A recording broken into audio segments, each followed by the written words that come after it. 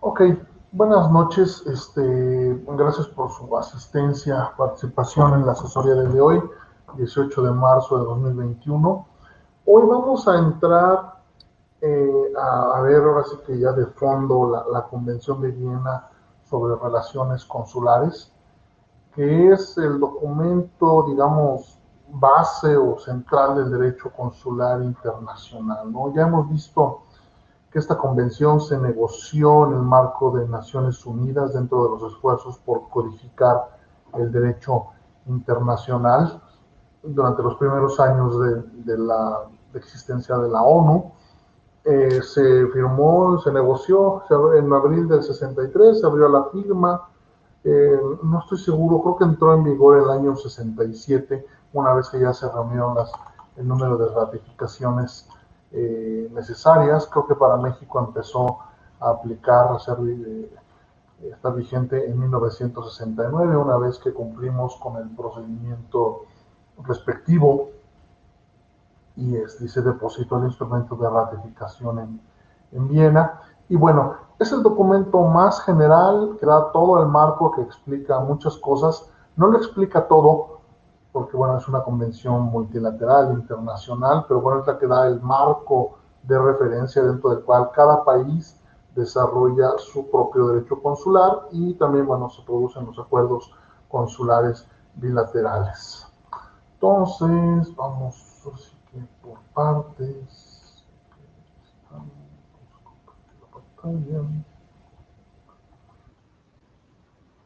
Ok, ¿pueden ver la presentación? ¿Sí se Sí, ve bien? profesor. Sí. Bueno, gracias. Primero que nada, una disculpa porque esta es la presentación del semestre pasado, pero por alguna razón no encontré el Word.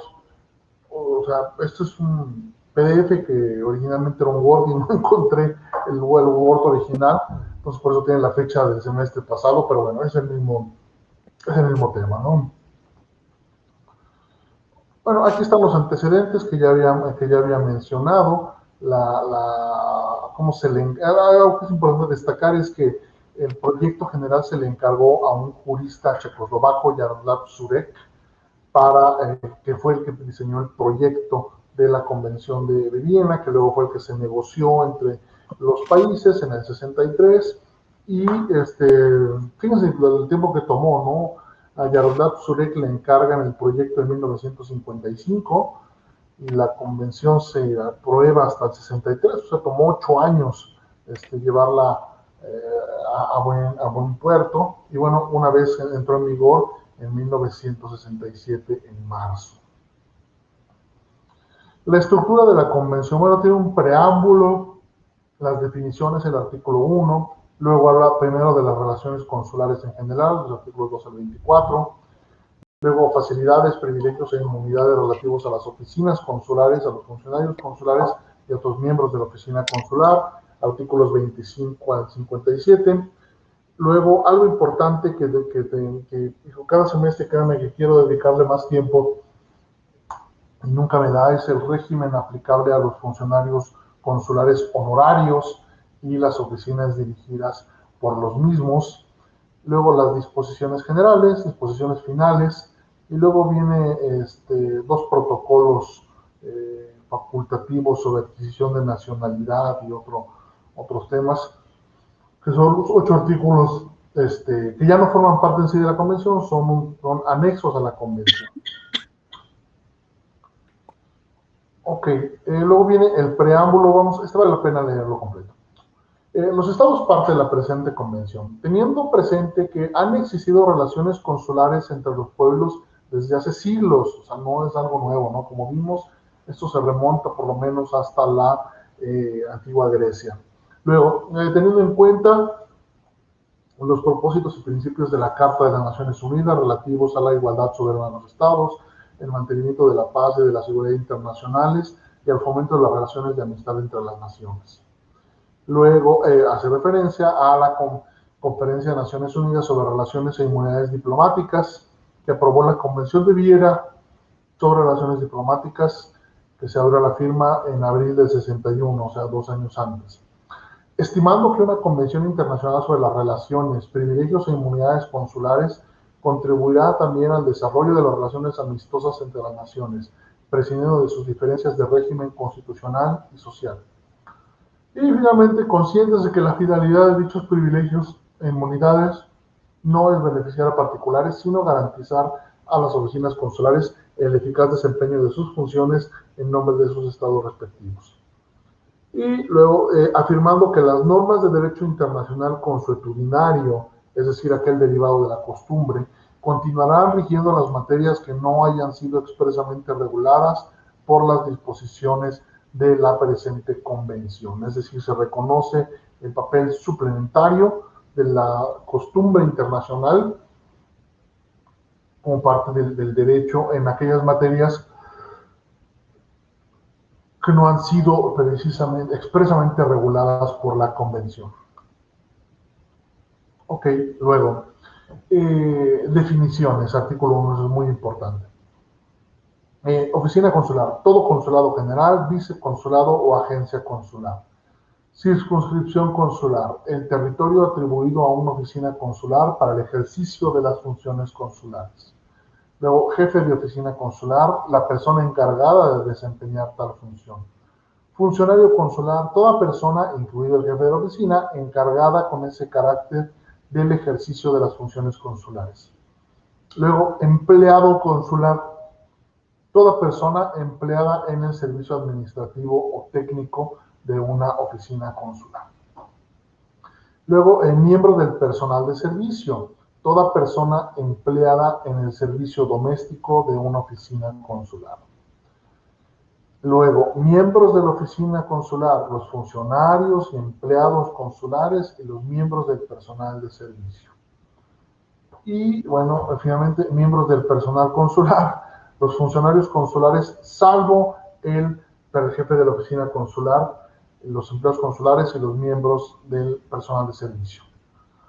Y luego, finalmente, miembros del personal privado, personas empleadas exclusivamente en el servicio particular de un miembro de esta oficina consular. Vamos a hacer un análisis, primero que nada. Bueno, oficina consular es todo consulado, viceconsulado, como se le llama. En el caso de México, las oficinas que tenemos son consulado general, consulado de carrera. Ya no aunque la ley lo menciona, no tenemos ya agencias consulares. Básicamente tenemos las consulados federales y consulados de carrera. Y bueno, y tenemos otra categoría ahí, las oficinas de enlace, que eso lo veremos más adelante, es una cosa muy particular de México. Luego, circunscripción consular, muy claro, el territorio en donde una oficina consular ejerce las funciones consulares. El jefe de la oficina consular, bueno, es aquel que está encargado de la oficina. En un consulado general es el cónsul general, en un viceconsulado o agencia consular generalmente se califica como cónsul. Luego, los funcionarios consulares son aquellas personas que ejercen, que están autorizadas a ejercer las funciones consulares. A ver, vamos a ver la que sigue. A ver, luego, empleados consulares. Toda persona empleada en el servicio administrativo o técnico de una oficina consular. ¿Cómo distinguiríamos a estas dos en el caso mexicano? Los funcionarios consulares serían todos los diplomáticos mexicanos, que en este caso son cónsules, ejercen funciones consulares, que están autorizados a realizar funciones consulares. Luego, los empleados consulares serían los empleados locales, y con locales quiero decir aquellos que son contratados por el consulado en el lugar. No me refiero a su nacionalidad, porque a veces pueden ser nacionales del lugar donde está establecido el consulado, a veces pueden ser mexicanos que viven en la oficina, pero vaya, el punto es que son personas contratadas localmente por el consulado, mientras que los funcionarios consulares, incluyendo al jefe de la oficina, son enviados desde México. ¿Ok? Luego, aquí tenemos el personal de servicio, encargados del servicio doméstico. Ok, los empleados consulares realizan labores administrativas o técnicas relacionadas con la función del consulado. A lo mejor son, por ejemplo, las personas que ayudan para la emisión de pasaportes, visas, otro tipo de documentos. El personal de servicio, y esto es una cosa que la verdad ya es un poco antigua, los que están en el servicio doméstico, es decir, los choferes, mensajeros, personal de limpieza. En el caso del cónsul, de la residencia del cónsul, podría ser la persona de servicio de la residencia del cónsul, incluso jardineros, aunque bueno, no necesariamente puede ser, pero vaya, se entiende que es el personal que hace labores de servicio, no relacionadas directamente con las funciones consulares. Y luego, al final, bueno, aquí hay un par de definiciones que son un poco, o sea, miembros de oficina consular son todos los que trabajan en el consulado. Luego, miembros del personal consular son todos menos el jefe de la oficina consular. Y finalmente, el personal privado, personas empleadas exclusivamente en el servicio particular de un miembro de la oficina consular. Esto ya no es muy común, pero es posible que algunos cónsules tengan una persona que está trabajando con ellos directamente, ¿no? No trabaja en el consulado, trabaja para ellos. Puede ser un chofer, puede ser una nana para sus hijos, puede ser un cocinero, puede ser una persona que le ayuda en su casa, en fin. Aquí la diferencia es que no trabaja para el consulado, sino para una de los funcionarios consulares. Ok, luego aquí viene este cuadro que es muy útil de Ramón Chilotel para entender esta clasificación. Esto, francamente, digo, se los explico porque está en la convención, es importante, pero no se preocupe, no hay una pregunta así en el examen de, a ver, dígame cuál es la diferencia entre el empleado consular y el funcionario consular, eso pues no. Digo, o sea, sí hay que saberlo, pero no es tan importante, ¿no? Ok, luego sigamos con las definiciones. Locales consulares. Son los edificios o partes de los edificios y el terreno contiguo que cualquiera que sea su propietario se utilicen exclusivamente para las finalidades de la oficina consular. Y aquí puede variar, ¿no? Hay consulados que están ubicados en, podríamos llamarlo, un terreno que está bardeado, que está delimitado, tiene una reja, tiene una barda, y dentro de ese terreno hay un edificio que sirve como oficinas, ¿no? Esto digamos que por eso se habla aquí de los edificios y el terreno contiguo. Con terreno contiguo estamos hablando de los patios, de los jardines que puedan existir en un consulado y que, bueno, forman parte del mismo, ¿no? Y que, bueno, queda claro que se utilizan para la oficina consular. Ahora bien, también puede haber otros consulados que no están en un edificio independiente, sino que están en una torre, en otro lugar. Por ejemplo, en el consulado que yo trabajaba en Guangzhou, teníamos más o menos como la tercera parte de un piso, del piso 20 de este edificio donde estábamos. Entonces, puede ser un solo piso, puede ser parte de un piso, etcétera. Bueno, pero queda claramente delimitado que esos son los locales consulares.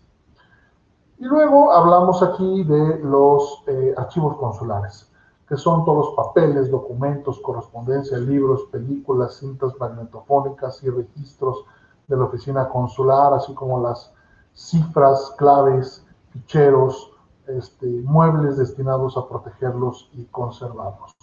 Bueno, aquí se refleja que esta convención fue hecha en 1963, todavía no habla de los archivos informáticos, pero pues es lógico entender que también forman parte de los archivos consulares, ¿no?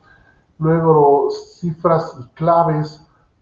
Aquí hablamos, todas las oficinas tienen un sistema para enviar mensajes cifrados, es decir, en una clave. Normalmente, casi es muy raro que se utilice, normalmente los mensajes se envían, vaya, por correo electrónico, por valija consular, que eso te lo vamos a ver más adelante, pero algunos, digo, a mí nunca me tocó mandar alguno, que puede ser algo muy sensible, se mandan en la cifra, ¿no? Las claves, bueno, son las claves, por ejemplo, de entrada, los sistemas de seguridad, las computadoras, en fin, todas estas claves, ¿no? Luego, aquí viene una parte importante. Los funcionarios consulares son de dos clases, los de carrera y los honorarios. Las disposiciones del capítulo 2 de la Convención aplican a los funcionarios de carrera, las del capítulo 3 a los funcionarios consulares honorarios. Ahorita vamos a ver cuál es la diferencia. Ok, la situación particular de los miembros de las oficinas consulares que son nacionales o residentes permanentes del Estado receptor se rige por el artículo 71 de la presente convención. Es decir, ahorita vamos a ver un régimen particular de privilegios e inmunidades para los funcionarios consulares que, más bien en este caso serían los empleados consulares que son nacionales del país donde está el consulado o residentes permanentes, es decir, de un tercer país, ¿no? Ok, ¿alguna duda hasta el momento? No, profesor. No, bueno, ok, seguimos avanzando. No vamos a ver toda la convención, es muy amplia, vamos a ver solamente las partes más importantes. Las relaciones consulares. Uno, tres reglas muy importantes. Las relaciones consulares se establecen por consentimiento mutuo entre estados. Dos, el consentimiento otorgado para el establecimiento de relaciones diplomáticas entre dos estados implicará, salvo indicación en contrario, el consentimiento para el establecimiento de relaciones consulares. 3.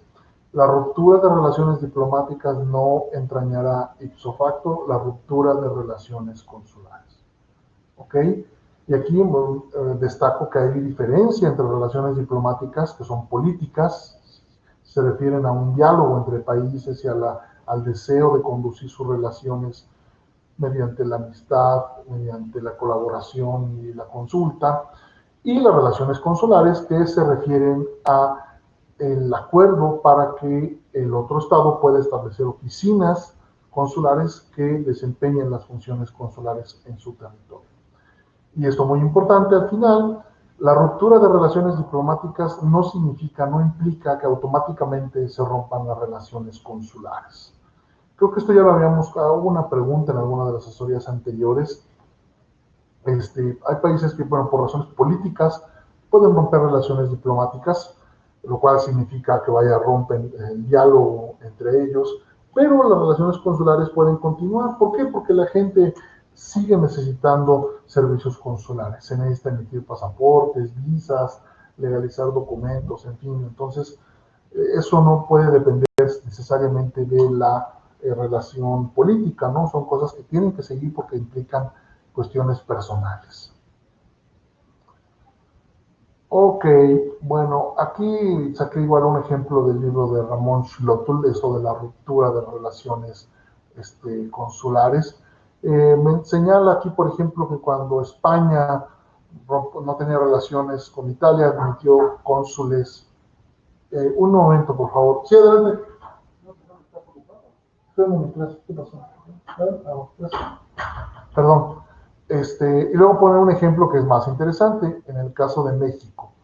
México, como quizá deben saberlo, nunca tuvo relaciones diplomáticas con el gobierno de Francisco Franco en España.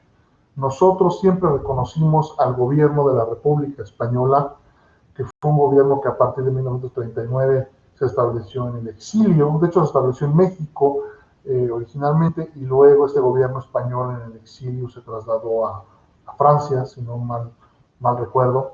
Entonces, nunca tuvimos relaciones diplomáticas con el gobierno de Francisco Franco. Pero bueno, existía la necesidad de dar servicios consulares, por un lado, a los mexicanos en España, porque siempre ha habido mexicanos en España y hay muchos, y también hay muchos españoles en México.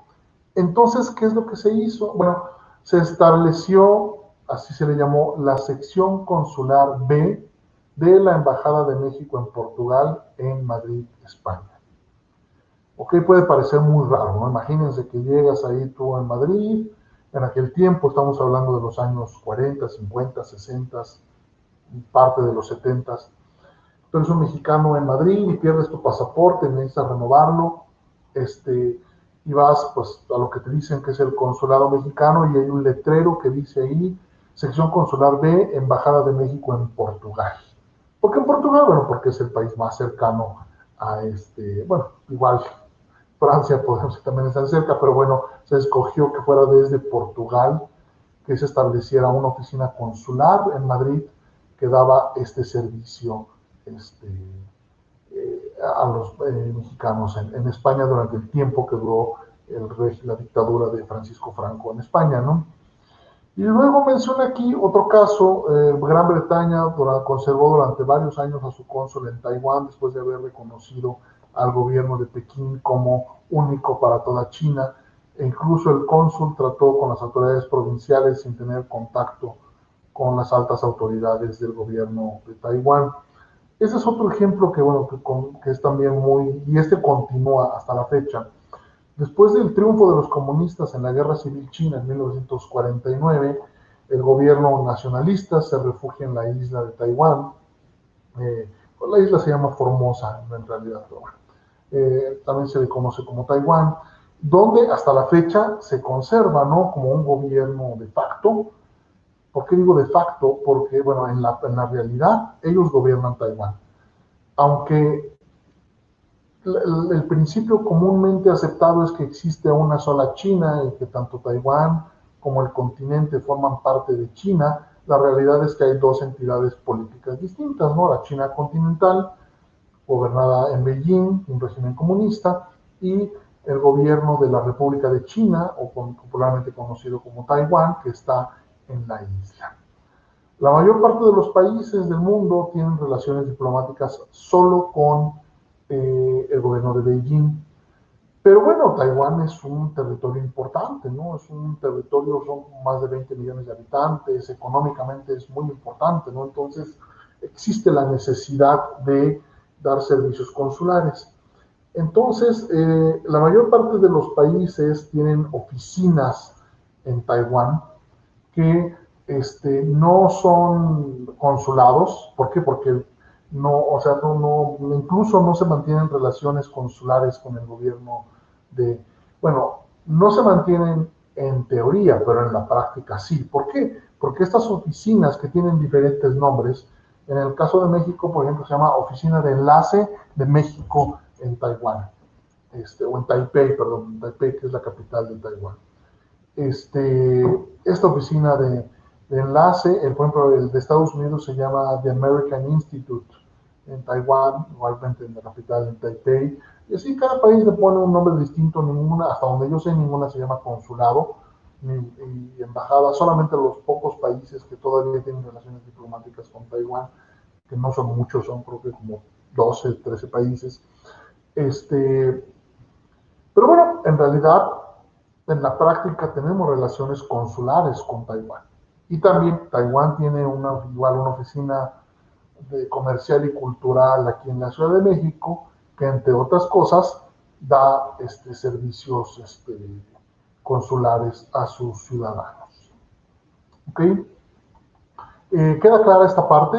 Puede ser un poco confusa.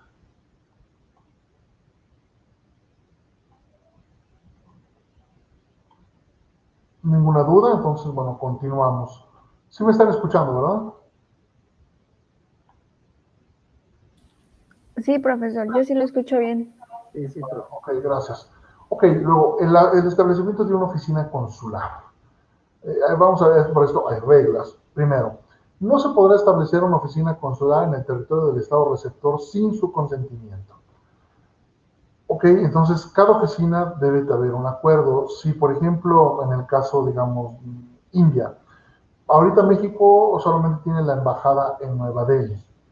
Si México quisiera abrir un consulado en Mumbai o en Kolkata o en, o sea, alguna otra ciudad de India, necesitaría la autorización, el permiso del gobierno indio. E igualmente, si India dice, bueno, quiero abrir un consulado en Monterrey o en Guadalajara, también necesitan la autorización de México. Luego, la sede de la oficina, su clase y la circunscripción consular las fijará el estado que envía y serán aprobadas por el estado receptor. Es decir, México, ponemos el mismo ejemplo, ¿no? México puede decir a India, oye, quiero establecer un consulado en Mumbai que va a tener como si va a ser un consulado general, que va a tener circunscripción en tales estados de India. Eso lo propone el estado que envía, o sea, México en este caso, y India tiene que aprobarlas. Y a lo mejor puede decir, bueno, sabes que sí, pero no quiero que esté en Mumbai, te propongo que esté en otra ciudad. Y te propongo que la circunscripción abarque tales territorios. Esto no es tan común, normalmente se acepta lo que propone el estado de envía, pero puede haber una negociación. Luego, el estado que envía no podrá modificar posteriormente la sede de la oficina consular, su clase ni la circunscripción consular sin el consentimiento del estado receptor. Una vez que ya se estableció el Consulado General de México en Mumbai, por ejemplo, no se puede decir, bueno, ¿sabes qué? Lo voy a cambiar a Kolkata y voy a cambiar la circunscripción. No, eso tiene que ser con autorización del estado receptor, India en este caso. Luego, también se necesitará el consentimiento del estado receptor si un consulado general o un consulado desea abrir un viceconsulado o una agencia consular en una localidad diferente de aquella en la que radica la misma oficina consular. Esto lo veremos con más detalle en la próxima asesoría cuando veamos las siguientes asesorías, que veremos las redes de consulados de México en el extranjero. En principio, una oficina consular debe ser un consulado general. Y de este consulado general pueden depender otros consulados o viceconsulados o agencias consulares. No es como que una cadenita. Aunque, insisto, en el caso de México solo tenemos consulados generales y consulados que les llamamos de carrera. Pero en nuestro caso es algo muy interesante. Los consulados de carrera no dependen de un consulado general. Todas las oficinas son más o menos autónomas o generalmente autónomas, y muchas veces, y sobre todo en Estados Unidos, los consulados de carrera son más grandes que los consulados generales, lo cual pues no sería lo lógico, pero así sucede en nuestro caso. Luego, 5. No se podrá abrir fuera de la oficina, de la sede de la oficina consular, una dependencia que forme por parte de aquella sin haber obtenido previamente el consentimiento expreso del estado receptor, ¿no? Normalmente los consulados tienen una sola oficina, pero a veces también tienen dos. Puede ser, ¿por qué? Porque, por ejemplo, no sé, hay una oficina que es el consulado, la oficina del cónsul general, la parte cultural, económica, en fin, y la parte, digamos, de documentación, que a lo mejor da muchísimos documentos consulares, está en otro lugar, en instalaciones independientes. Entonces, si se van a abrir otras oficinas del mismo consulado en otros lugares, también se requiere el consentimiento del estado receptor. Ok, luego vamos aquí a las funciones consulares. 1. Bueno, más bien inciso A. Proteger en el estado receptor los intereses del estado que envía y de sus nacionales, sean personas naturales o jurídicas, dentro de los límites permitidos por el derecho internacional. ¿De qué estamos hablando aquí?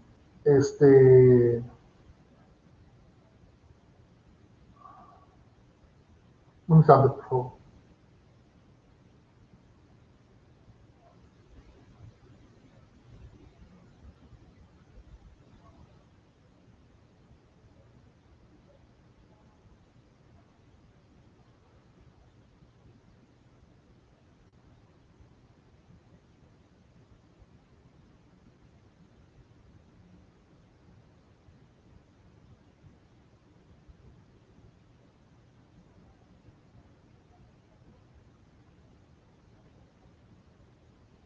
Un momento también.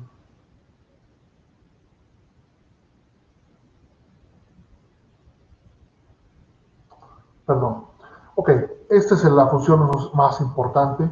Proteger los intereses del Estado que envía, México en nuestro caso, y de sus nacionales, o de los mexicanos, sean personas naturales o jurídicas. ¿A qué se refiere? Bueno, esto es lo que en México llamamos personas físicas o personas morales, ¿no?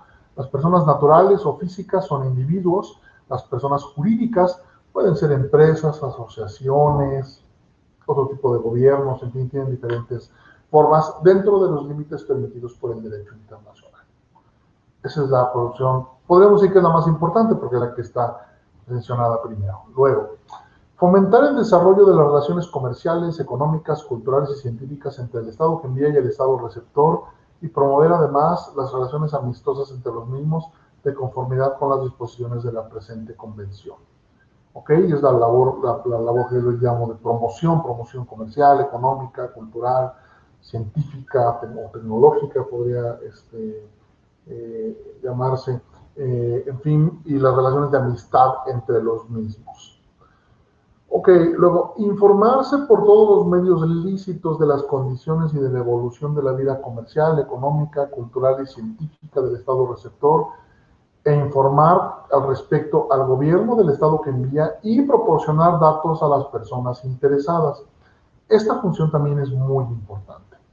Tener consulados, y después lo vamos a ver en diferentes ciudades, diferentes oficinas, tener un consulado sirve para que informarse, ¿no?, de lo que pasa. Y bueno, en la era en la que vivimos de comunicaciones pues globales e instantáneas, pues si yo me quiero informar de lo que pasa en Los Ángeles, pues tengo que poder meterme al internet y ver lo que dicen los periódicos de Los Ángeles, ¿no?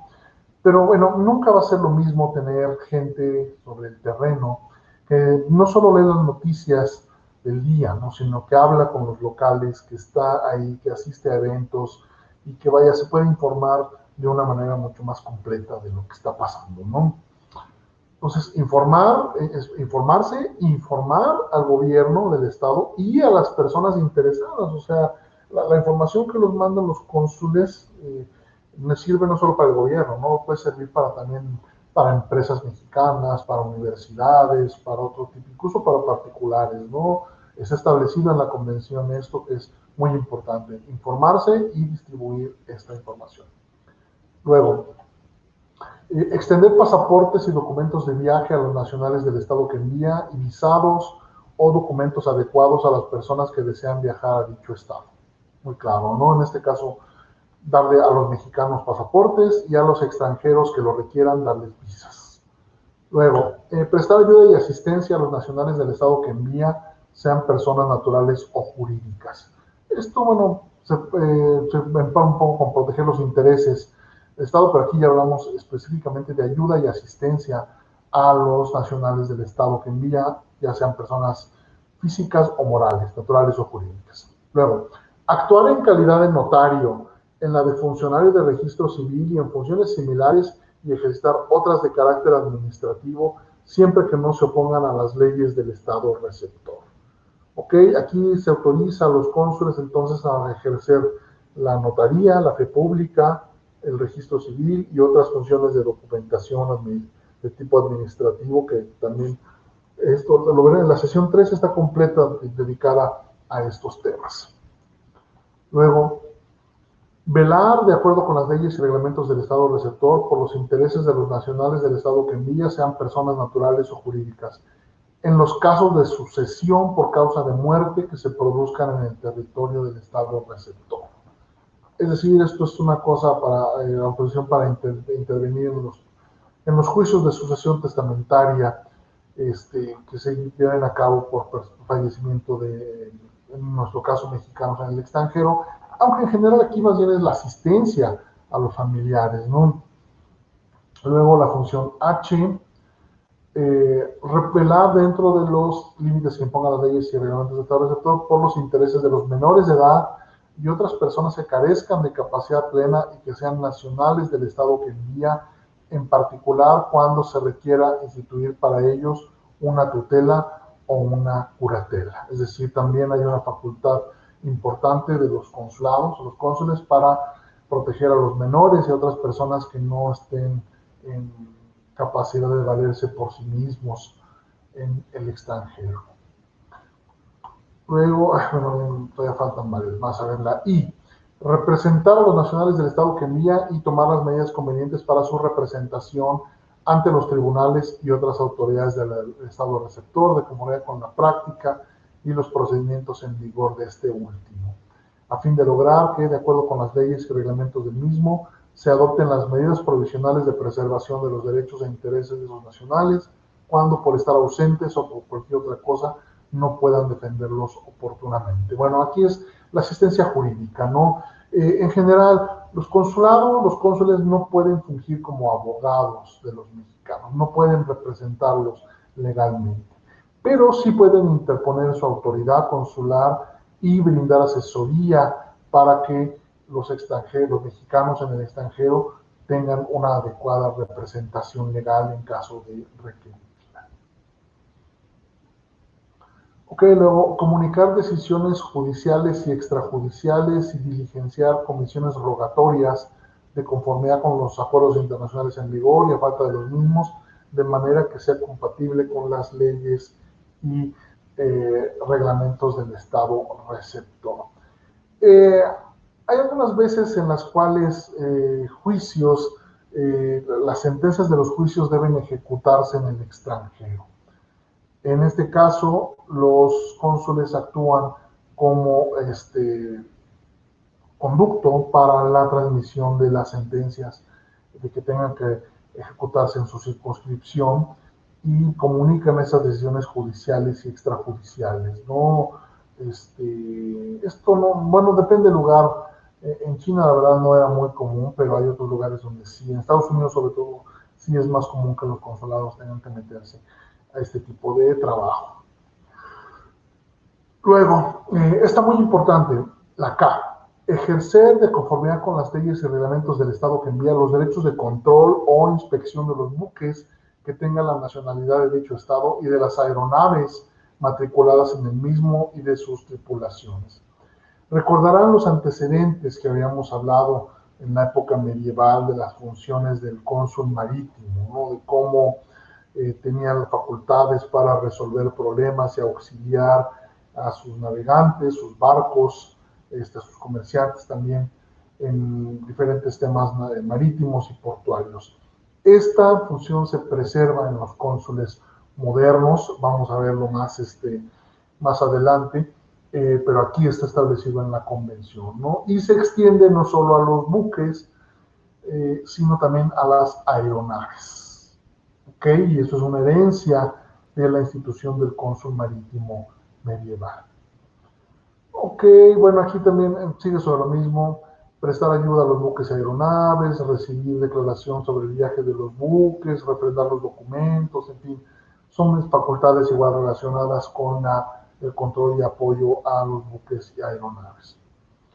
Luego, ejercer las demás funciones confiadas por el Estado que envía a la oficina consular que no estén prohibidas por las leyes y reglamentos del Estado receptor o las que en este no se opongan, o las que le sean atribuidas por los acuerdos internacionales en vigor. Ok, bueno, eso es muy amplio, pero aquí están en esencia todas las funciones consulares, ¿no? Las iremos viendo con más detalle en sucesivas asesorías, pero aquí están establecidas en la Convención de Viena. Ok, bueno, ejercicio de las funciones consulares fuera de la circunscripción consular. En circunstancias especiales, el funcionario consular podrá ejercer sus funciones fuera de su circunscripción consular. ¿Esto cómo puede funcionar? Hay veces que, sobre todo en países muy grandes, la circunscripción consular, o sea, el país está dividido, ¿no? La embajada tiene una parte, un consulado tiene otra, otro consulado tiene otra. Pero puede ser que un consulado esté más cerca de un lugar que pertenece a la circunscripción consular de otro consulado o de una embajada, y entonces, en el caso, por ejemplo, de una emergencia consular, es más fácil que un funcionario de un autoconsulado se traslade al lugar donde se le requiere, ¿no? Esto es posible, pero se requiere el consentimiento del Estado receptor. ¿Ok? Esto sobre todo yo lo pienso en el caso de emergencias en protección consular. Luego, ejercicios de funciones consulares en terceros estados. El estado que envía podrá, después de notificar a los estados interesados y salvo que uno de estos se oponga expresamente, encargar a una oficina consular en un estado que asuma el ejercicio de funciones consulares en otros estados. ¿Esto cómo funciona? Bueno, no tenemos embajadas y consulados en todos los países. Hay embajadas que están encargadas de las relaciones de México con varios países, ¿no? Un ejemplo muy simple, pues, que se presentó hace tiempo, por ejemplo, Nuestra embajada en Vietnam también es responsable por Camboya. Entonces, para brindar servicios y asistencia consular en Camboya, la responsable es nuestra embajada en Vietnam. ¿Ok? Entonces, tiene que ser, y esto es posible, pero todos los países involucrados deben dar su consentimiento.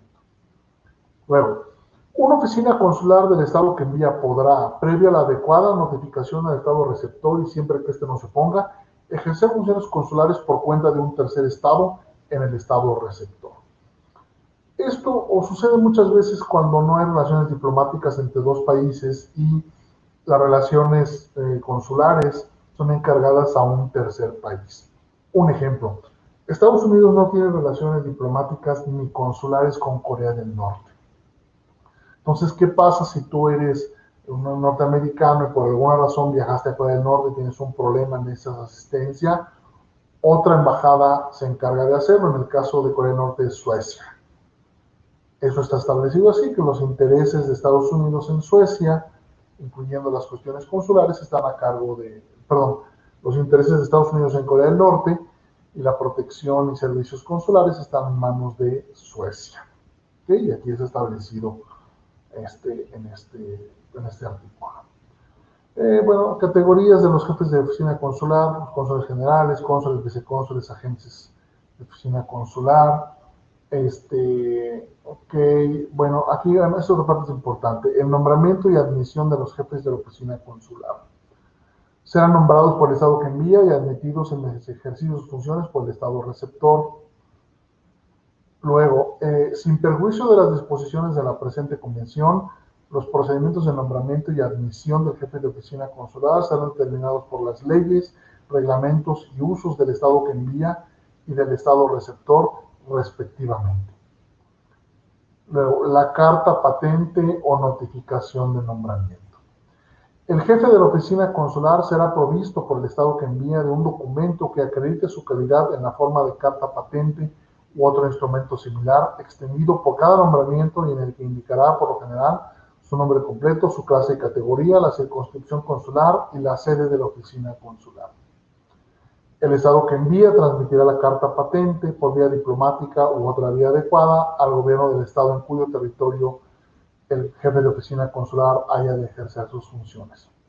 Si el estado receptor lo acepta, el estado que envía podrá remitir al primero, en vez de la carta patente u otro instrumento similar, una notificación que contenga los datos especificados en el párrafo 1.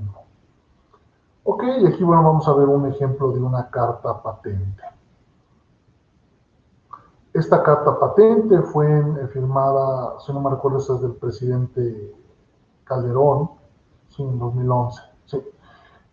Y así va. El presidente de los Estados Unidos mexicanos, por la presente debo saber que he tenido a bien designar al señor Rolando García Alonso, cónsul general de México en Shanghái, República Popular China, con circunscripción en la municipalidad de Shanghái y en las provincias de Anhui, Jiangsu y Zhejiang.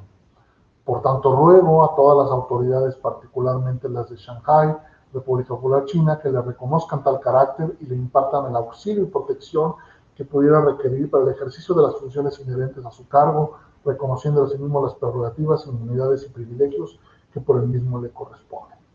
En fe de lo cual, refrendada por la Secretaria de Relaciones Exteriores, en aquel tiempo la embajadora Patricia Espinosa, y contando con el gran sello de la Nación, expido la presente patente en la residencia del Poder Ejecutivo Federal, en la Ciudad de México, 30 días del mes de noviembre de 2011. Esta es una carta patente. Luego, el exequatur. El jefe de la oficina consular será admitido al ejercicio de sus funciones por una autorización del estado receptor llamada exequatur, cualquiera que sea la forma de esa autorización.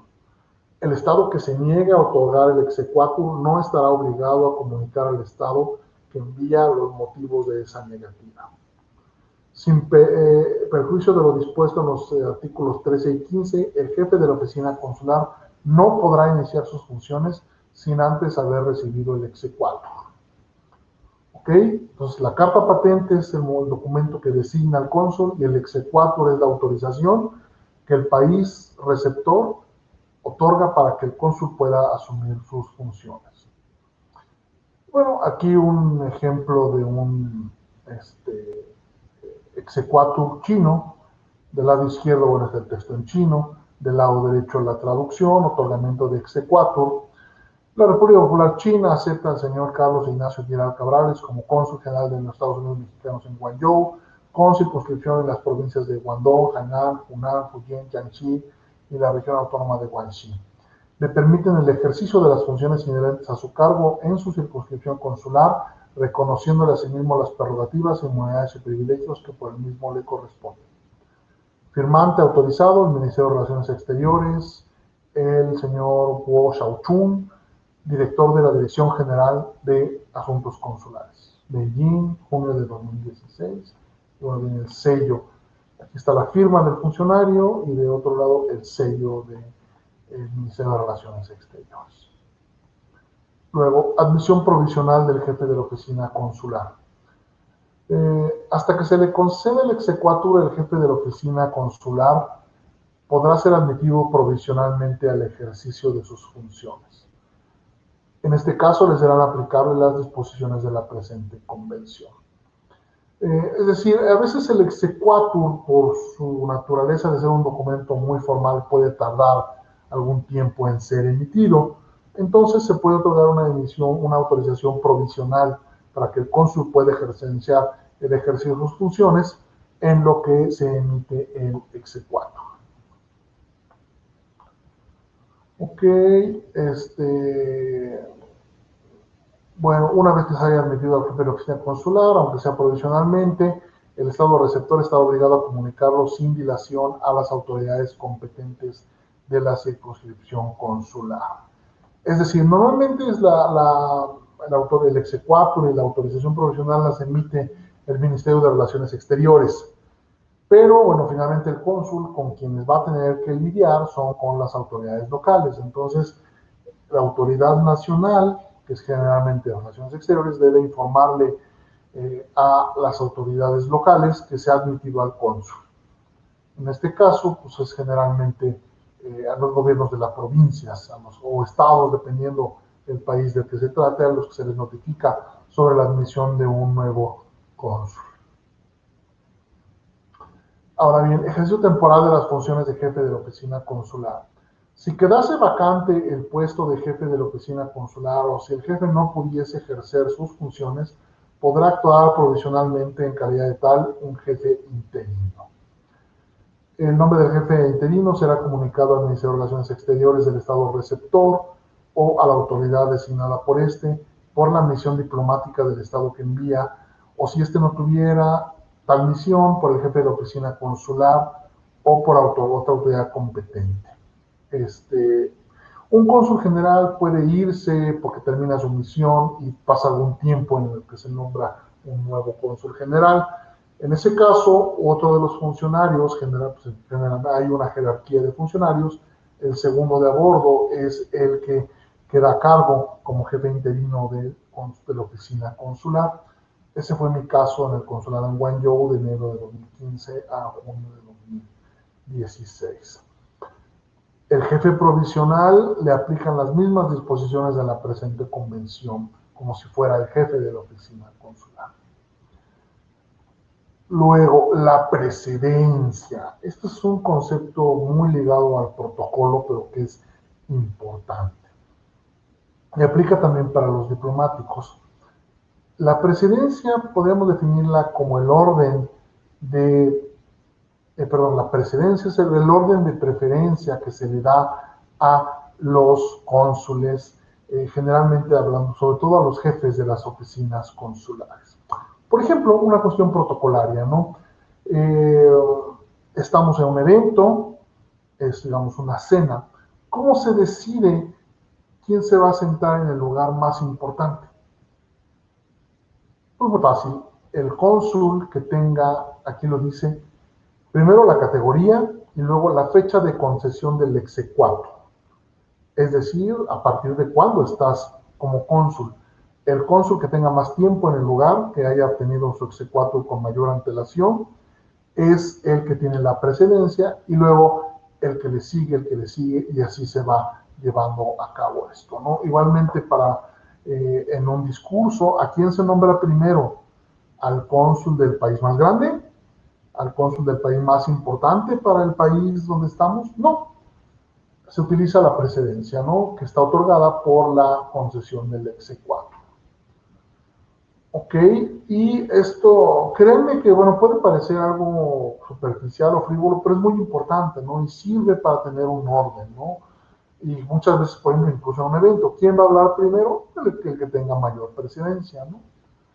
Y algo importante que no está en la convención, pero que lo deben saber, en todas las ciudades donde hay representantes extranjeros, se habla ya sea del cuerpo diplomático o del cuerpo consular. Eso es importante saberlo. El cuerpo diplomático no son nuestros diplomáticos que están en el exterior, ese es el servicio exterior. El cuerpo diplomático son todos los diplomáticos extranjeros que están en México, en la Ciudad de México. Si hablamos, por ejemplo, de todos los cónsules que están en Los Ángeles, es el cuerpo consular extranjero en Los Ángeles. Y luego, ese cuerpo tiene un decano, que es el cónsul que tiene más tiempo en el lugar. Y lo mismo aplica para el cuerpo diplomático. ¿Quién es el decano del cuerpo diplomático? El embajador que tiene más tiempo en el lugar, ¿no? La precedencia, la fecha en la que se te dio la autorización para ejercer tus funciones consulares es lo que te da tu precedencia. Ok, y entonces, bueno, primero tenemos a todos los cónsules generales, luego a los jefes interinos, es decir, a los encargados de las oficinas consulares, y que en el caso de los jefes interinos que pues no tienen un exequatur, pues la fecha en la que asumieron sus funciones es lo que brinda la presidencia. Por ejemplo, en el caso de Guangzhou, cuando yo estaba allá, primero iban todos los cónsules generales de acuerdo al orden en que habían llegado, y luego los encargados de los consulados, los jefes interinos, de acuerdo a la fecha en la que habíamos asumido funciones. Ok, ya se aburrieron, ya se durmieron, siguen ahí. Aquí estamos. Ahí están. ¿Alguna duda hasta el momento? ¿Alguna pregunta?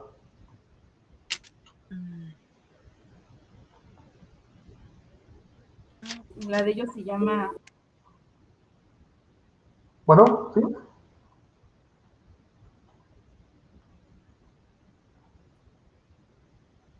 ¿Alguna duda o continuamos?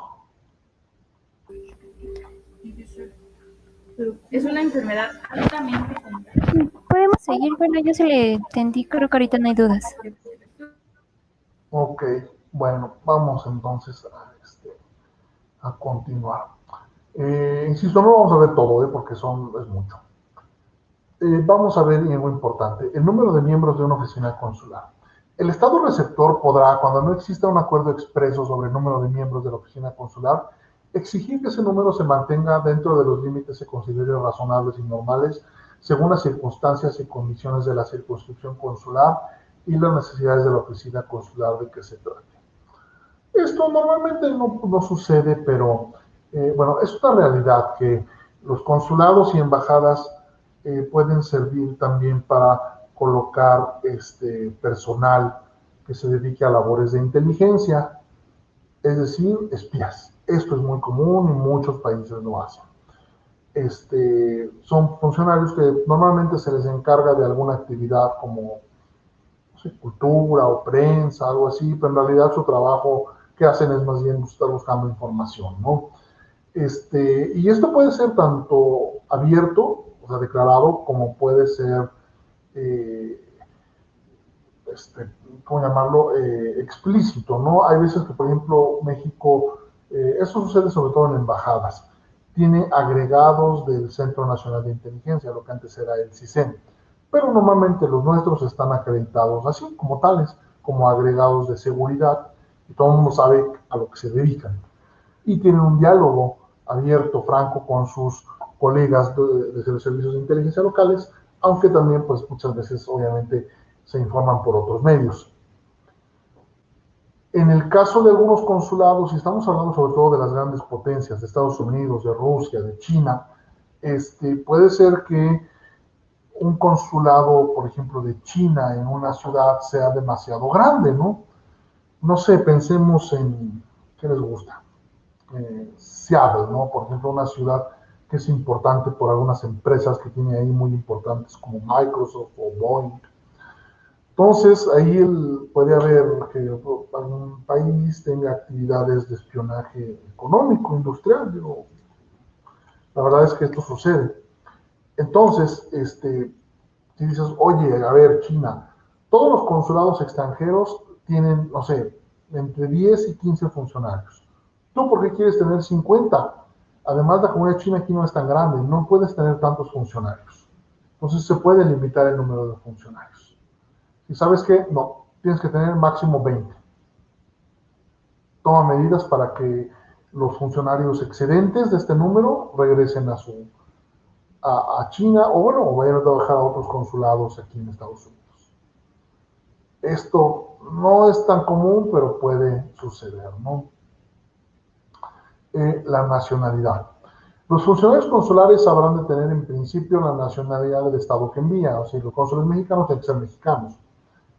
No podrán nombrarse funcionarios consulares a personas que tengan la nacionalidad del estado receptor, excepto con el consentimiento expreso de ese estado, que podrá retirarlo en cualquier momento. ¿Esto qué puede pasar? Puede pasar en países muy pequeños, ¿no? Países que, bueno, necesitan nombrar un cónsul, pero pues, ¿sabes qué? El único funcionario que podemos tener en realidad es alguien que, por ejemplo, tiene la doble nacionalidad. Es nacional nuestro, pero también es nacional del estado donde queremos mandarlo. Entonces se puede pedir autorización para que sea admitido como funcionario consular, pero esa autorización puede retirarse por el país cuando ellos quieran. Y también otra cosa, un estado receptor podrá reservarse el mismo derecho respecto a los nacionales de un tercer estado que no sean al mismo tiempo nacionales del estado que envía. Pongamos, digo, esto no es común que suceda, pero para que quede más claro. Supongamos que México quiere mandar como cónsul en, no sé, Venezuela a un colombiano. Un colombiano que a lo mejor también tiene nacionalidad mexicana. Se puede hacer si todo el mundo está de acuerdo. O sea, en este caso México y Venezuela, ¿no? En el caso de México esto no pasa. Nuestros diplomáticos todos son mexicanos y no pueden tener otra nacionalidad. Pero, digo, en aras de explicar, porque otros países más pequeños sí pueden recurrir a estas cuestiones, ¿no? Luego, aquí algo que es algo muy, digo, no es muy común, pero vaya, es como que muy, cuando sucede, se vuelve algo muy famoso. El estado receptor podrá comunicar en todo momento al estado que envía que un funcionario consular es persona non grata o que cualquier miembro del personal ya no es aceptable. En ese caso, el estado que envía retirará a esa persona o pondrá término a sus funciones en la oficina consular según proceda. Es decir, por ejemplo, México podría declarar que determinada persona del consulado de, no sé, Argentina, estoy inventando, ¿no? Es non grato. ¿Por qué? No sé, puede ser porque cometió algún acto grave, porque se descubrió que es un espía, porque, no sé, puede haber diversas razones. No estamos obligados a decir por qué ya es non grato. Se le señala como non grato. En este caso, Argentina tiene dos opciones. Una es retirar a esta persona, sacarlo del país, o la otra, poner término a sus funciones en la oficina consular. Es decir, notificar, bueno, a partir del día de hoy, el señor o la señora tal ya no es cónsul de Argentina en México. Es simplemente un ciudadano argentino cualquiera. ¿Ok? Punto número 2. Si el estado que envía se negase a ejecutar en un plazo razonable las obligaciones que le incumben a tenor del estado, lo dispuesto en el párrafo anterior, en el párrafo 1, el estado receptor podrá retirar el exequatur a dicha persona o dejar de considerarla como miembro del personal consular. Volviendo a nuestro ejemplo, vamos a suponer que el día de hoy, 18 de marzo, se declaró non grato a un cónsul de Argentina en México. Y pues sabes que ya pasaron 2 semanas y no lo han sacado del país. ¿Por qué? No lo sabemos. Entonces, México podría en este caso retirar el exequatur o simplemente notificar que deja de considerarlo como miembro del personal consular.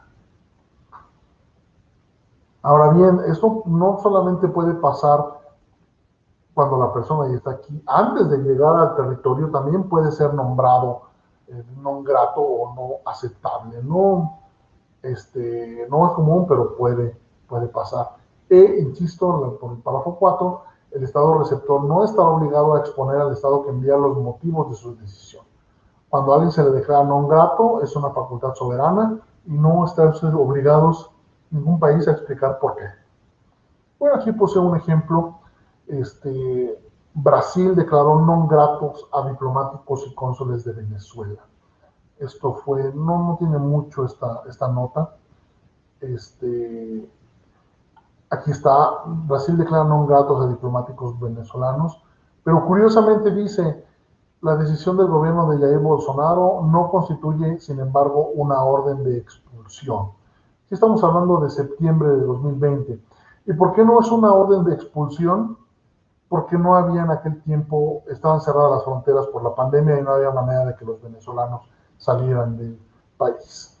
Pero bueno, al ser declarados non gratos, aunque no pueden salir del territorio brasileño por las circunstancias imperantes, lo que pasa es que se les deja de considerar como cónsules y por ende pierden todos sus privilegios e inmunidades. Ok, bueno, vamos a avanzar. Aquí esto no quiero detenerme tanto en estos puntos. Facilidades, esto sí es importante. 1. El Estado receptor concede todas las facilidades para el ejercicio de las funciones de la oficina consular. Primer punto, uso de la bandera y del escudo nacionales. El Estado que envía tendrá derecho a usar su bandera y su escudo nacionales en el Estado receptor, de conformidad con las disposiciones de ese artículo. El Estado que envía podrá izar su bandera y poner su escudo en el edificio ocupado por la oficina consular, en su puerta de entrada, en la residencia del jefe de la oficina consular y en sus medios de transporte cuando estos se utilicen para asuntos oficiales. ¿Ok? Al ejercer esos derechos se dan en cuenta las leyes, reglamentos y usos del Estado receptor. Vamos a ver algunos ejemplos. Ok, aquí está, bueno, muy claro, en un Consulado General de México, está la bandera de México, en la entrada, aquí más abajo, está el escudo que dice consulado, y, bueno, el caso de un vehículo, la bandera, ¿no? Esto es este es el automóvil que era el del uso oficial en el consulado en Guangzhou, y en el uso, en actividades oficiales, se le puede poner la bandera. Esto, digo, tiene una lógica de ceremonial y de privilegio, podríamos llamarlo así, pero hay que tener cuidado, o sea, no, el tiempo que me tocó usarlo a mí, usaba la bandera solamente cuando iba a algún evento oficial, alguna cuestión importante, para que quedara claro, bueno, que estaba llegando el cónsul de México, ¿no? Normalmente, pues no, la mayor parte del tiempo no se usa la bandera en el vehículo. Y bueno, de todos modos, el vehículo tiene una placa especial.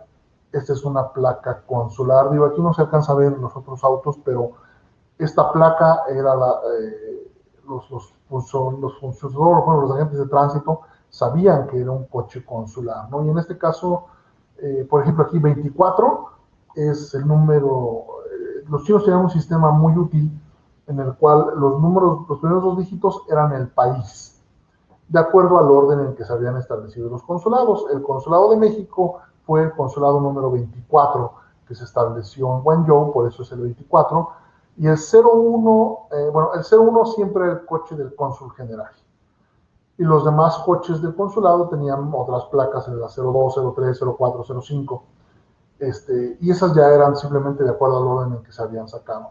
Pero todo el mundo sabía que el 2401 era el coche del cónsul general de México, ¿no? Y aquí está, bueno, no se alcanza a ver, este carácter es el de la provincia de Guangdong. La letra A, que es una letra A, es de Guangzhou, de la capital provincial. Ok, los locales, bueno, esto no, la inviolabilidad de los locales consulares.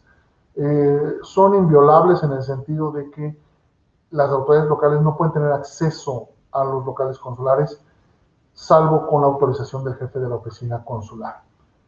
Hay una excepción importante, el consentimiento se presumirá en caso de incendio o de otra calamidad que requiera la adopción inmediata de medidas de protección. Es decir, si el edificio donde se está quemando, donde está el consulado se está quemando, digo, las autoridades locales van a hacer todo lo posible por avisar al cónsul y pedir su autorización, pero en un caso dado, pues, si ya se está quemando, van a entrar y van a tratar de apagar el incendio, ¿no? O sea, no es una prohibición absoluta, ¿no? Ok, luego, exención fiscal. Los locales consulares no pagan impuestos, por ejemplo, el predial, pero sí tienen que pagar los servicios, o sea, tienen que pagar agua, luz, gas, calefacción, esos servicios se tienen que pagar, ¿no? Lo único que no se pagan son los impuestos. Luego, los archivos consulares son inviolables en cualquier lugar donde se encuentren. Libertad de tránsito. Los cónsules deben tener libertad de circulación en su territorio, aunque esto no aplica para algunos espacios reservados por seguridad nacional, ¿no? Pueden haber instalaciones militares o de otro tipo en las cuales no se puede cruzar, pero generalmente deben tener libertad para circular en todo el territorio. Luego, aquí eso es muy, muy importante, libertad de comunicación. El Estado receptor permitirá y protegerá la libertad de comunicación de la oficina consular para todos los fines oficiales.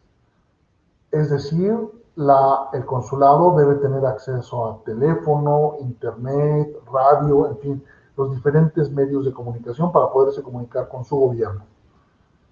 Pero ahora hay una excepción. Necesitan autorización para instalar y utilizar una emisora de radio. Esto porque, bueno, se puede utilizarse para comunicarse no solamente con su gobierno, sino con cualquiera, ¿no? E incluso para difundir información o propaganda, ¿no? La correspondencia es inviolable. Toda la correspondencia consular y sus funciones es inviolable. Luego, la valija consular no podrá ser abierta ni retenida. La valija consular es literalmente una bolsa que se envía cada determinado tiempo. Por ejemplo, en Guangzhou era cada mes, pero algunos consulados pueden hacerla cada 15 días o cada semana. Y no puede ser abierta ni retenida. Pero si las autoridades competentes tienen razones fundadas para creer que en la valija hay algo que no es correspondencia, que no son documentos o cosas, que se puedan mandar, pueden pedir que sea abierta en presencia de un representante del consulado del estado que envían. Si el estado se niega a que se abra la valija para que sea revisada, entonces se regresa y no sale. ¿Ok? Esto no es igualmente muy común, pero puede pasar que se tenga la certeza de que alguna valija tiene objetos, sustancias que no son aceptables,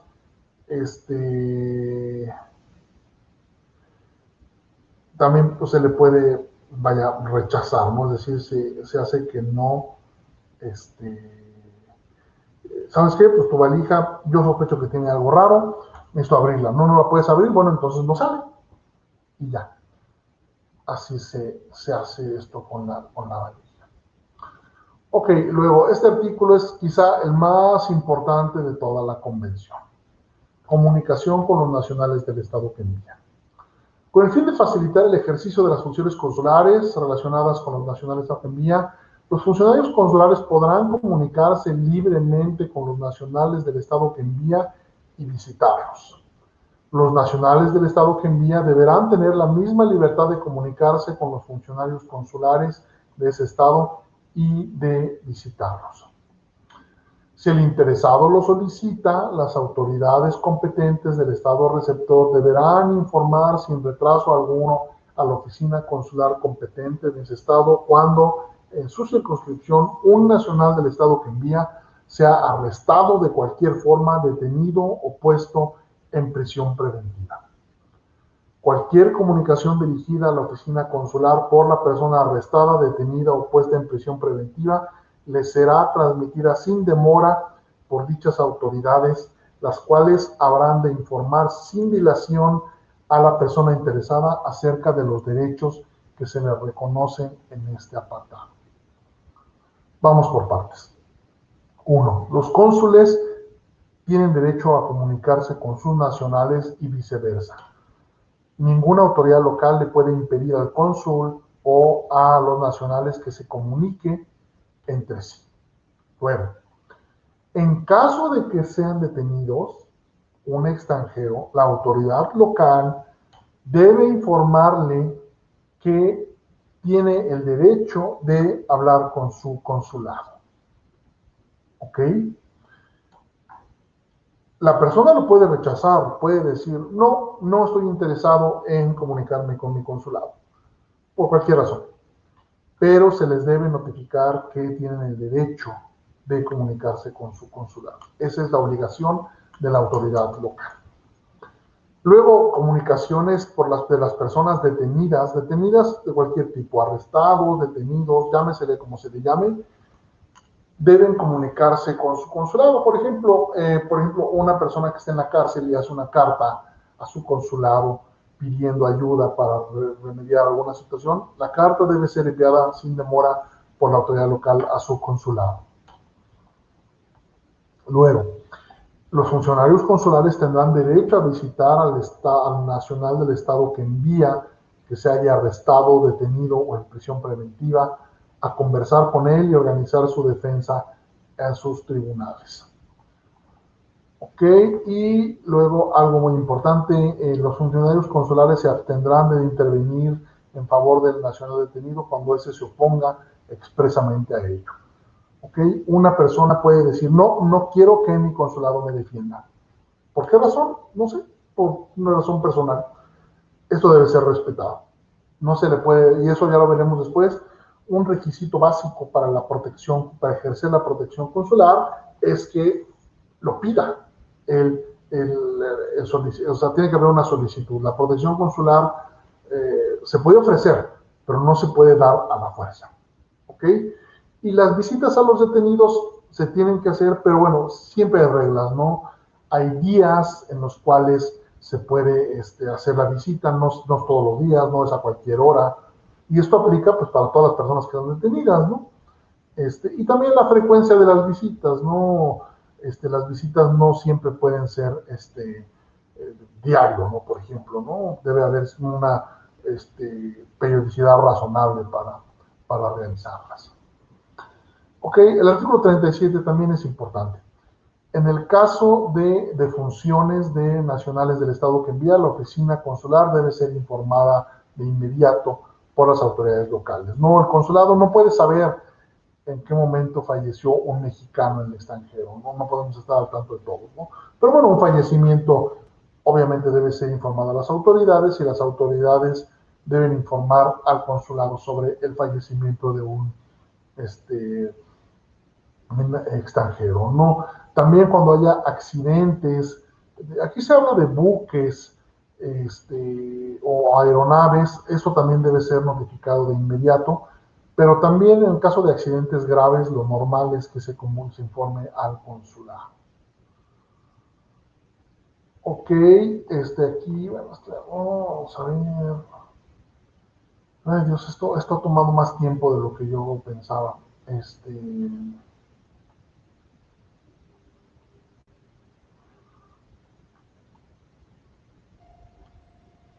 Para no hacerlo más cansado, muchachos, quisiera dejarlo aquí hasta el momento. Digo, abrir un espacio para las preguntas y respuestas.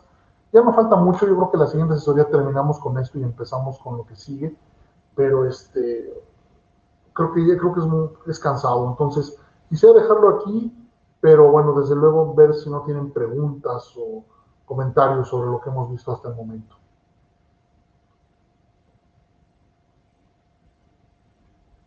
Digo, son muchas cosas todo, pero bueno, también he tratado de meter ejemplos que hagan más fácil y accesible el contenido de la convención. No sé si alguien tiene algún comentario o duda. Profesor, yo tengo una curiosidad. A ver, curiosidades también. Sobre el idioma. Tenía entendido que, por ejemplo, los embajadores sí tienen que hablar el idioma del país al que van, pero en este caso los cónsules y las personas que trabajan en un consulado en otro país. Es una buena pregunta. Mira, hay países que sí te ponen como regla, incluso para todos los funcionarios. Por ejemplo, un país, Rusia, no sé si China, Rusia sí sé. Si tú vas a trabajar en México, tienes que hablar español, a fuerzas. Si vas a trabajar en Brasil, tienes que hablar portugués, a fuerzas. Pero en el caso de México, no. En el caso de México, los miembros del servicio exterior sí tenemos que haber pasado exámenes de inglés, siempre, y de comprensión de lectura de otro idioma, que a veces es, muchas veces francés, pero bueno, en los últimos años ya hay más idiomas, incluso chino, alemán, italiano, en fin. Pero bueno, no, en el caso de México, cada país lo establece de forma distinta, y en el caso de México, no se para los embajadores y cónsules generales, no hay un requisito de idioma. Incluso se da el caso de embajadores o cónsules que no hablan más español, ¿no? Y están en un país y todo el tiempo necesitan un intérprete. Los funcionarios de carrera, por lo menos tenemos que hablar inglés, eso sí seguro. Y y bueno, digo, los embajadores y cónsules no se les pide, aunque es muy raro que mandes por lo menos a un embajador o de cónsul a alguien que no hable. Si es un país hispanohablante, bueno, no hay problema. Pero normalmente, por lo menos que hable inglés. Eso sí es difícil que mandes a un funcionario que no hable, por lo menos inglés, ¿no? Ok, profesor. Porque apenas, bueno, recientemente salió una noticia de que el presidente había nombrado a una periodista, me parece, Sí. como, embajadora. Yo creo que te refieres a la cónsul en Estambul, ¿no? Isabel Ah, Arnier, ¿no? sí, la cónsul en Estambul. Sí, Sí, bueno, es entonces, Turquía, pero no es la embajada está en Ankara, el consulado está en Estambul. Sí, bueno, mira, en México y en todos los países hay nombramientos controvertidos, no nombramientos que les llamamos políticos porque son de decisión política, no porque sea un político el que vaya. A veces es un periodista, a veces es un escritor, a veces es un científico. O sea, puede haber nombramientos de personas que no son diplomáticos de carrera. Algunos pueden ser controvertidos, pero no necesariamente. No hay veces que un político, un científico, un escritor, pueden ser nombrados y hacer un buen papel. Digo, sé que han criticado mucho a la cónsula Arvin en Turquía, pero bueno, a mí hasta la fecha no me consta que tenga algún escándalo haya hecho o algo grave, ¿no? O sea, también es este, sucede, ¿no? Y eso pasa en México y en otros países, no solamente en México sucede que haya este tipo de nombramientos y pues que sean controvertidos. ok, profesor, gracias. Vamos a ti por las preguntas interesantes. Las preguntas siempre son más interesantes que la exposición. No sé de las demás, todos son chicas, ¿verdad? No sé, muchachas, si tengan alguna otra pregunta, duda, curiosidad, comentarios, siéntanse libres de preguntar cualquier cosa. Digo, yo sé que esas cosas pues dan mucha curiosidad, ¿no? ¿Cómo es el...? Todos tenemos una idea. Les voy a compartir por ahí un meme que tengo de las percepciones que hay sobre el trabajo de los diplomáticos y los cónsules. Y pues bueno, se vale preguntar. Maestro, a ver, yo tengo una duda. Sí. En el caso de las funciones de, como, bueno, vamos a decir, cónsul marítimo, en sí, ¿en qué consisten o es para emergencias o es para, hay alguna situación para, por ejemplo, llega un buque de carga mexicano, Uh-huh. supongamos ahí a donde estaba usted? ¿Cuál era la función que usted podía hacer o tenía que hacer una función a fuerza con este buque o con algún avión de carga o algo así? Sí, bueno, vamos por partes. Lo vamos a ver más a detalle en una asesoría en la de documentación a mexicanos. Ahí sí nos vamos a explayar sobre las funciones marítimas. Pero en general, mira, uno, pues desde luego la asistencia, ¿no? En caso de que haya algún problema, el cónsul interviene, ¿no? Ya sea un buque o una aeronave. Esto puede ser incluso también en el caso de los países de frontera terrestre, en el caso de accidentes viales o la asistencia que requieran transportistas, también intervienen los cónsules, ¿no? Uno, a la asistencia, eso es siempre, ¿no? Luego, hay regulaciones, por ejemplo, en teoría, cuando un barco mexicano llega a un puerto, debe entregar un reporte al cónsul mexicano que corresponda. Eso está en la ley, pero no se hace. La verdad ya no se utiliza, ¿no? Luego, el cónsul también tiene facultades para intervenir cuando hay problemas, digamos, internos. O sea, si hay un barco en el cual hay un problema entre la tripulación y el capitán, en fin, el cónsul puede intervenir también como autoridad. Pero no es muy común que suceda, aunque puede presentarse el caso, ¿no? Y luego una función que es la más común es la de abanderar barcos. Todos los barcos necesitan una bandera para navegar, si no son considerados piratas. Entonces, muchos barcos mexicanos, y de todos los países sucede, se construyen en otros puertos, en otros países. Entonces, para navegar, para completar su registro, tienen que navegar. Su primer viaje, ya una vez que están en condiciones de navegar, tiene que ser a México, pero no pueden navegar sin bandera. Entonces, la primer bandera que se les da, la da el cónsul. Y otros documentos que los autorizan a navegar a México y que eso, digo, lo veremos con más detalle, no me quiero meter porque es algo medio complicado, pero también es una función de los cónsules abanderar los barcos. Y también recibir la bandera de los barcos que por alguna razón renuncien a la bandera mexicana. Eso también es una función de los cónsules. Lo veremos más a detalle más adelante. Sí, gracias. Muy bien. Ok, no sé si hay algún otro comentario o duda, muchachos.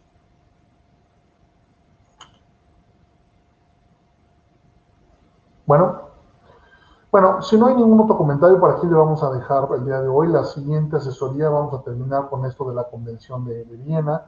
Ya no nos falta mucho, no nos falta la parte de los privilegios e inmunidades y la parte de los cónsules honorarios que sí quiero que la veamos. Y ya con eso terminamos. Va a ser breve, no creo, y yo creo que empezaríamos luego también con la historia de la institución consular en México. Ok, pues si no hay ninguna otra cosa, les agradezco su participación y seguimos en contacto. Gracias a usted, profesor. Gracias. Gracias. Bonita noche. Buenas noches a todas, cuídense, hasta luego. Buenas noches.